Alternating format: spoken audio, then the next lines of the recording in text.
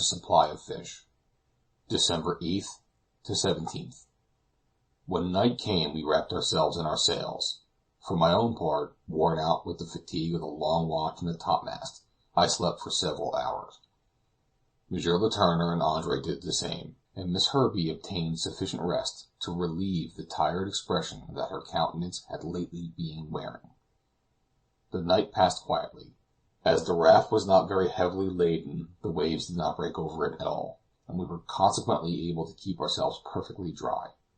To say the truth, it was far better for us that the sea should remain somewhat boisterous, for any diminution in the swell of the waves would indicate that the wind had dropped, and it was with a feeling of regret that when the morning came I had noted down "weather calm" in my journal.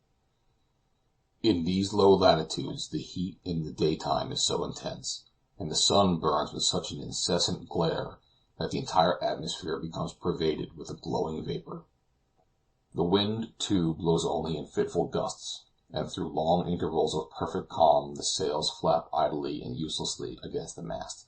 Curtis and the boatswain, however, are of opinion that we are not entirely dependent on the wind. Certain indications, which a sailor's eye alone can detect, make them almost sure that we are being carried along by a westerly current that flows at the rate of 3 or 4 miles an hour. If they are not mistaken, this is a circumstance that may materially assist our progress, and at which we can hardly fail to rejoice, for the high temperature often makes our scanty allowance of water quite inadequate to allay our thirst. But with all our hardships, I must confess that our condition is far preferable to what it was when we were still clinging to the Chancellor. Here at least we have a comparatively solid platform beneath our feet, and we are relieved from the incessant dread of being carried down with the foundering vessel. In the daytime we can move about with a certain amount of freedom, discuss the weather, watch the sea, and examine our fishing lines, while at night we can rest securely under the shelter of our sails. "I really think, Mr. Kazallon," said Andre Letourneur to me a few days after we had embarked, "that our time on board the raft passes as pleasantly as it did upon Ham Rock, and the raft has one advantage even over the reef, for it is capable of motion." "Yes, Andre," I replied, "as long as the wind continues favorably, the raft has decidedly the advantage; but supposing the wind shifts, what then?" "Oh, we mustn't think about that," he said. "Let us keep up our courage while we can." I felt that he was right, and that the dangers we had escaped should make us more hopeful for the future, and I think that nearly all of us are inclined to share his opinion. Whether the captain is equally sanguine I am unable to say. He holds himself very much aloof, and as he evidently feels that he has the great responsibility of saving our lives than his own, we are reluctant to disturb his silent meditations. Such of the crew as are not on watch spend the greater portion of their time in dozing on the fore part of the raft. The aft, by the captain's orders, has been reserved for the use of us passengers, and by erecting some uprights we have contrived to make a sort of tent, which affords some shelter from the sun. On the whole, our bill of health is tolerably satisfactory. Lieutenant Walter is the only invalid, and he, in spite of all our careful nursing, seems to get weaker every day. Andre Letourneur is the life of our party, and I have never appreciated the young man so well.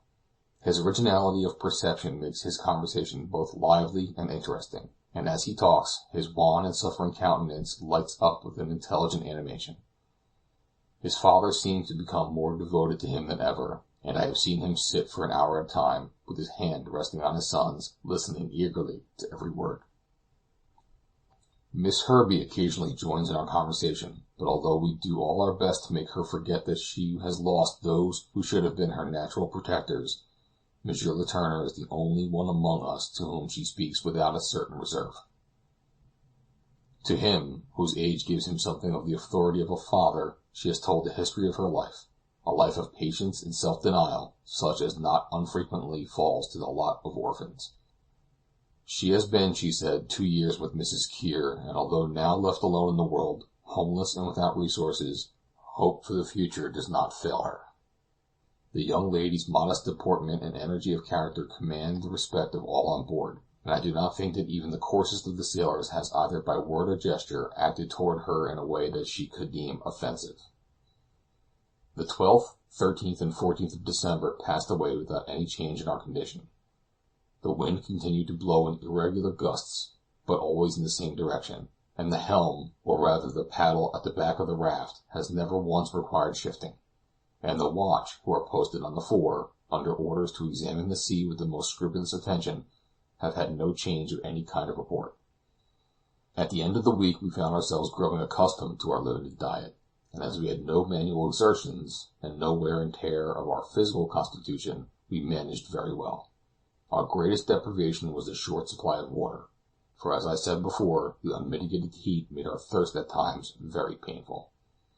On the 15th we held high festival. A shoal of fish, of the sparus tribe, swarmed round the raft, and although our tackle consisted merely of long cords baited with morsels of dried meat stuck upon bent nails, the fish were so voracious that in the course of a couple days we had caught as many as weighed almost 200 pounds, some of which were grilled, the others boiled in sea water over a fire made on the fore part of the raft. This marvelous haul was doubly welcome, inasmuch as it not only afforded us a change of diet, but enabled us to economize our stores. If only some rain had fallen at the same time, we would have been more than satisfied. Unfortunately, the shoal of fish did not remain long in our vicinity. On the 17th they all disappeared, and some sharks, not less than 12 or 15 feet long, belonging to the species of spotted dogfish, took their place. These horrible creatures have black backs and fins, covered with white spots and stripes. Here, on our low raft, we seemed almost on a level with them, and more than once their tails have struck the spars with terrible violence. The sailors manage to keep them at a distance by means of handspikes, but I shall not be surprised if they persist in following us, instinctively intelligent that we are destined to become their prey. For myself, I confess that they give me a feeling of uneasiness. They seem to me like monsters of ill omen. End of chapter 32.